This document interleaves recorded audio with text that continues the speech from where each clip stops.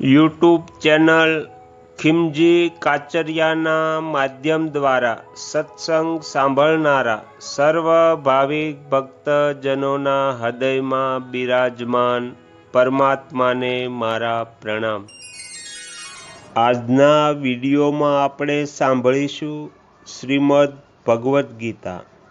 ભગવદ્ ગીતાના 4થા અધ્યાયના 6થા શ્લોકનું વિસ્તારથી વર્ણન, જેમાં ત્રીજા ભાગનો પાઠ સાંભળીશું। હરિ ઓમ। ભગવાનની શક્તિઓ અનંત છે અને અપાર છે। એમની દિવ્ય શક્તિઓમાં ઐશ્વર્ય શક્તિ પણ છે અને માધુર્ય શક્તિ પણ। ઐશ્વર્ય શક્તિ વડે ભગવાન એવા વિચિત્ર અને મહાન કાર્યો કરે છે જેમને બીજો કોઈ કરી જ નથી શકતો। ઐશ્વર્ય શક્તિના કારણે એમનામાં જે મહત્તા, વિલક્ષણતા અને અલૌકિકતા દેખાય છે તે એમના સિવાય બીજા કોઈનામાં દેખાવા સાંભળવામાં નથી આવતી। માધુર્ય શક્તિમાં ભગવાન પોતાના ઐશ્વર્યને ભૂલી જાય છે। ભગવાને પણ મોહિત કરવાવાળી માધુર્ય શક્તિમાં એક મધુરતા, મીઠાશ હોય છે, જેને કારણે ભગવાન બહુ મધુર અને પ્રિય લાગે છે। જ્યારે ભગવાન ગ્વાલ બાળકોની સાથે ખેલે છે ત્યારે માધુર્ય શક્તિ પ્રગટ થાય છે। જો તે સમયે ઐશ્વર્ય શક્તિ પ્રગટ થઈ જાય તો ખેલ બગડી જાય છે, ગ્વાલ બાળ ડરી જાય અને ભગવાનની સાથે ખેલી જ ના શકે। એવી જ રીતે ભગવાન ક્યાંક મિત્ર રૂપે, ક્યાંક પુત્ર અને ક્યાંક પતિ રૂપે પ્રગટ થાય છે તો તે સમયે એમની ઐશ્વર્ય શક્તિ છુપી રહે છે અને માધુર્ય શક્તિ પ્રગટ થાય છે। તાત્પર્ય એ છે કે ભગવાન ભક્તોના ભાવો અનુસાર તેમને આનંદ દેવા માટે પોતાની ઐશ્વર્ય શક્તિને છુપાવીને માધુર્ય શક્તિ પ્રગટ કરે છે। જે સમયે માધુર્ય શક્તિ પ્રગટ થાય છે તે સમયે ઐશ્વર્ય શક્તિ પ્રગટ નથી થતી, અને જે સમયે ઐશ્વર્ય શક્તિ પ્રગટ થાય છે તે સમયે માધુર્ય શક્તિ પ્રગટ નથી થતી। ઐશ્વર્ય શક્તિ કેવળ ત્યારે જ પ્રગટ થાય છે જ્યારે માધુર્ય ભાવમાં કોઈ શંકા પેદા થાય છે। જેમ કે માધુર્ય શક્તિ પ્રગટ થતાં ભગવાન શ્રી કૃષ્ણ વાછરડાઓને ખોળે છે, પરંતુ વાછરડા ક્યાં ગયા એ શંકા પેદા થતાં જ ઐશ્વર્ય શક્તિ પ્રગટ થઈ જાય છે અને ભગવાન તત્કાળ જાણી જાય છે કે વાછરડાઓને બ્રહ્માજી લઈ ગયા છે। ભગવાનમાં એક સૌંદર્ય શક્તિ પણ હોય છે જેનાથી દરેક પ્રાણી એમનામાં આકૃષ્ટ થઈ જાય છે। ભગવાન શ્રી કૃષ્ણના સૌંદર્યને દેખીને મથુરાપુરવાસીની સ્ત્રીઓ પરસ્પર કહે છે, આ ભગવાન શ્રી કૃષ્ણ રૂપ સંપૂર્ણ સૌંદર્યનો સાર છે। સૃષ્ટિ માત્રમાં કોઈનું પણ રૂપ એમના રૂપ સમાન નથી। એમનું રૂપ કોઈના સમાર સજાવવાથી અથવા ઘરેણા કપડાથી નહીં, પરંતુ સ્વયં સિદ્ધ છે. એ રૂપને જોતા જોતા તૃપ્તિ પણ નથી થતી, કેમ કે એ નિત્ય નવીન જ રહે છે. સમગ્ર યશ, સૌંદર્ય અને ઐશ્વર્ય એ રૂપનું આશ્રિત છે. એ રૂપના દર્શન બહુ જ દુર્લભ છે. ગોપીઓએ ખબર નથી કયું તપ કર્યું હતું કે જે પોતાના નેત્રોના પડળો વડે સદા એમની રૂપ માધુરીનું પાન કર્યા કરે છે. શુકદેવજી કહે છે, હે પરીક્ષિત, મંચોના ઉપર જેટલા લોકો બેઠા હતા તેઓ મથુરાના નાગરિક અને રાષ્ટ્રના જનસમુદાય પુરુષોત્તમ ભગવાન શ્રી કૃષ્ણ અને બલરામજીને દેખીને એટલા પ્રસન્ન થયા કે તેઓના નેત્ર અને મુખ કમળ ખીલી ઉઠ્યા, ઉત્કંઠાથી ભરાઈ ગયા. તેઓ નેત્રો દ્વારા એમની મુખ માધુરીનું પાન કરતા કરતા તૃપ્ત જ નહોતા થતા, જાણે તેઓ એમના નેત્રો વડે પી રહ્યા હોય, જીહવા વડે ચાટી રહ્યા હોય, નાસિકા વડે સૂંઘી રહ્યા હોય અને ભુજાઓ વડે પકડીને હૃદય સાથે ચાપી રહ્યા હોય. ભગવાન શ્રી રામના સૌંદર્યને દેખીને વિદેહી રાજા જનક પણ વિદેહ અર્થાત દેહની સુધબુધ રહિત થઈ જાય છે અને કહે છે, સહજ બિરાગ રૂપ મનુ મોરા, થકિત હોત જીમી ચંદ ચકોરા. વનમાં રહેવાવાળા કોઈ પણ ભીલ પણ ભગવાનના વિગ્રહને દેખીને મુગ્ન બની જાય છે. કરહી જોરાહુ ભેટ ધરી આગે, પ્રભહુ બિલોકહી અતિ અનુરાગે. ચિત્ર લેખે જહુ જનુ જહ તેહુ ઠાઢે, પુલક શરીર નયન જલ બાઢે.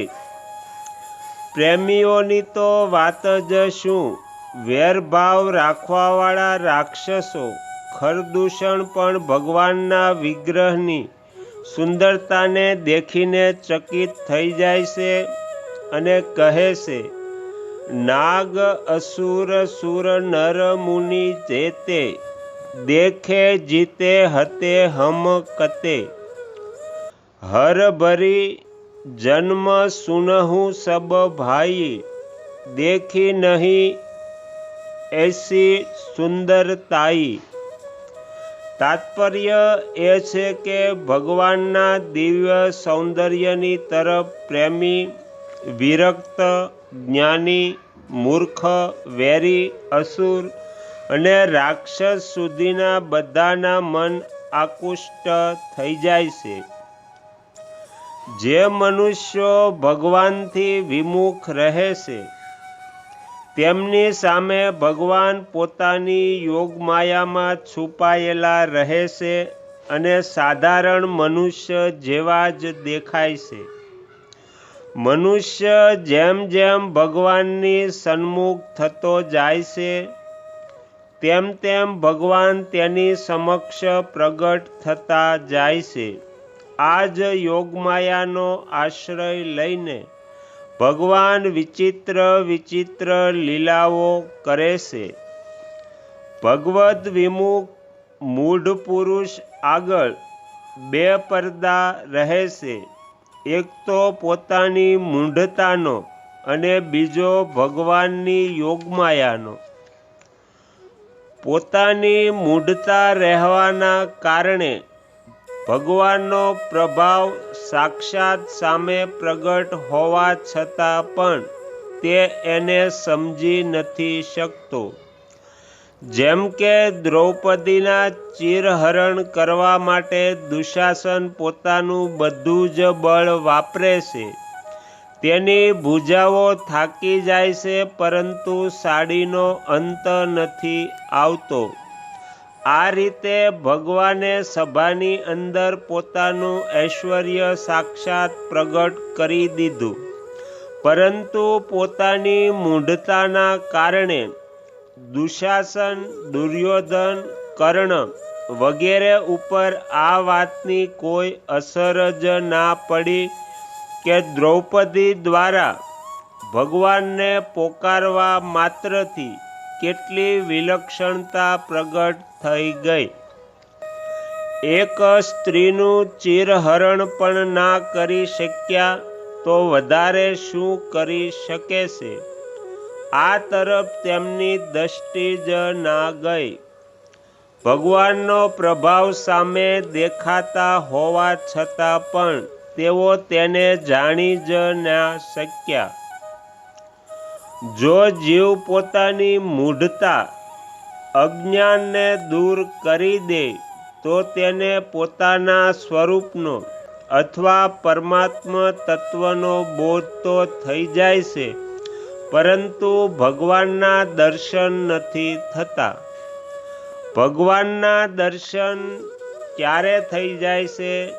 જ્યારે ભગવાન પોતાની યોગમાયાનો પડદો હટાવી દે છે.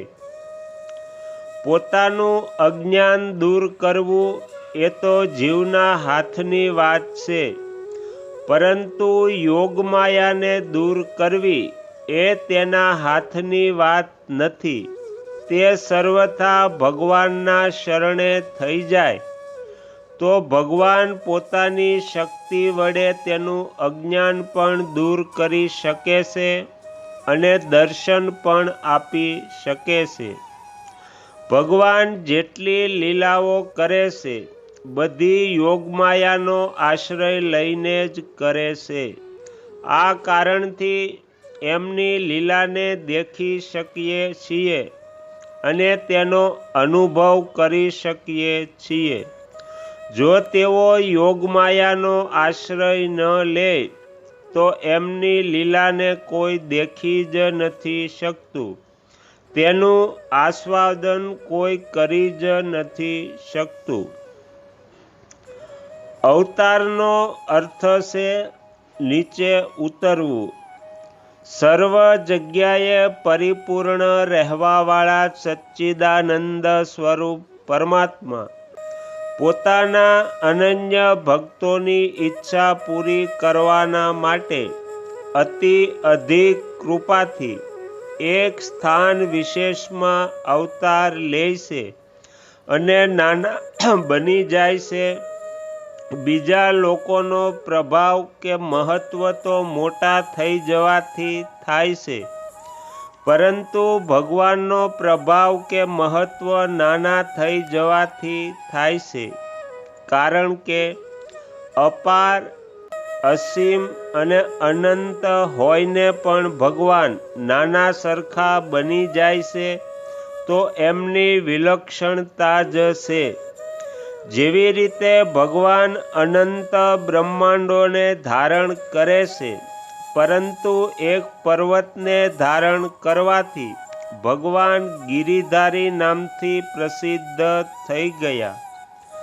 અનંત બ્રહ્માંડ જેમના રોમ રોમમાં રહેલા છે, એવા પરમેશ્વર એક પર્વતને ઉઠાવી લે એ કોઈ મોટી વાત નથી, ઉલટાની નાની વાત છે.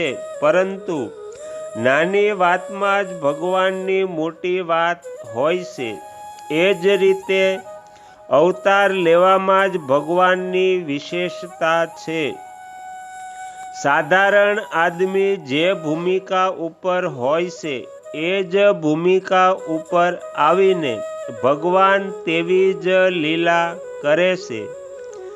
બિલકુલ ભલા ભોળા સાધારણ બાળક જેવા બનીને લીલા કરે છે.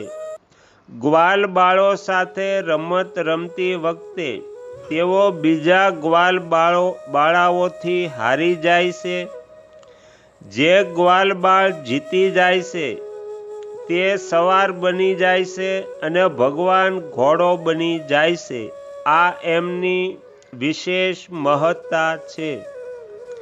ભગવાનના પ્રભાવને જાણવાવાળા જ્ઞાની મહાત્મા લોકો તો એમના સ્વરૂપમાં મસ્ત રહે છે, પરંતુ ભક્તોને એમની સાધારણ અજ્ઞાન બાળકની જેમ ભલી ભોળી લીલા બહુ વિચિત્ર અને મીઠી લાગે છે.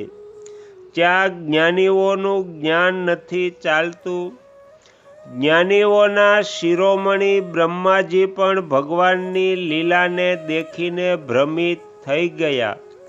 મોટા મોટા ઋષિમુનિ, યોગ તપસ્વી, સંત મહાત્મા એમની લીલાઓના રહસ્યને નથી જાણી શકતા અને એ વિષયમાં મૂંગા થઈ જાય છે. ભગવાન જ કૃપા કરીને જે વહાલા અંતરંગ ભક્તોને જણાવવા ઈચ્છે છે તેઓ જ એમને લીલાના તત્વને જાણી શકે છે. ગાયો ચરાવતી વખતે અને ગ્વાલ બાળો સાથે રમતી વખતે પણ ભગવાન મોટા મોટા પ્રભાવશાળી કાર્યો કરે છે. મોટા મોટા બળવાન રાક્ષસોને પણ ચપટી વગાડતા જ ખતમ કરી નાખે છે. નાનકડા બાળક બનવા છતાં પણ એમનો પ્રભાવ તો તેવોને તેવો જ રહે છે. જેવી રીતે કોઈ બહુ જ મોટો વિદ્વાન કોઈ બાળકને બારખડી શીખવે છે, તો તે બાળકનો હાથ પકડીને તેની પાસે ક, ખ, ગ લખાવે છે અને મુખથી પણ તેવું જ બોલે છે, પરંતુ તેનો અર્થ એવો નથી કે તે વિદ્વાન પોતે જ બારખડી શીખે છે. તે તો બાળકની ભૂમિકાએ આવીને તેને શીખવાડે છે, જેથી તે સુગમતાપૂર્વક શીખી જાય. એવી જ રીતે અનંત બ્રહ્માંડ નાયક ભગવાન આપણા લોકોની વચ્ચે આપણી સમક્ષ આવે છે અને આપણી જેમ જ બનીને આપણને શિક્ષા દે છે. એમની મોટી અલૌકિક વિચિત્ર વિચિત્ર લીલાઓ હોય છે, જેમનું શ્રવણ, પઠન અને ગાન કરવાથી પણ લોકોનો ઉદ્ધાર થઈ જાય છે. તો અહીંયા શ્રીમદ ભગવદ્ ગીતાના 4થા અધ્યાયના 6થા શ્લોકનું વિસ્તારથી વર્ણન સમાપ્ત થયું. હવે પછીના વિડીયોમાં આપણે 7મા શ્લોકનું વિસ્તારથી વર્ણન સાંભળીશું. તમે તમારો કિંમતી સમય આપી એકાગ્ર ચિત્તે શ્રીમદ ભગવદ્ ગીતાનો પાઠ સાંભળ્યો એ બદલ હું આપ સૌનો ખૂબ ખૂબ આભાર વ્યક્ત કરું છું અને આશા પણ રાખું છું કે તમને આ પાઠ ગમ્યો હશે. જો ગમ્યો હોય તો બીજા 5 લોકોને પણ સંભળાવજો. શ્રી સદગુરુ દેવની જય. આગળના વિડીયો જોવા માટે આ ચેનલને સબસ્ક્રાઈબ કરો અને જો આ વિડીયો પસંદ આવ્યો હોય તો લાઈક કરો.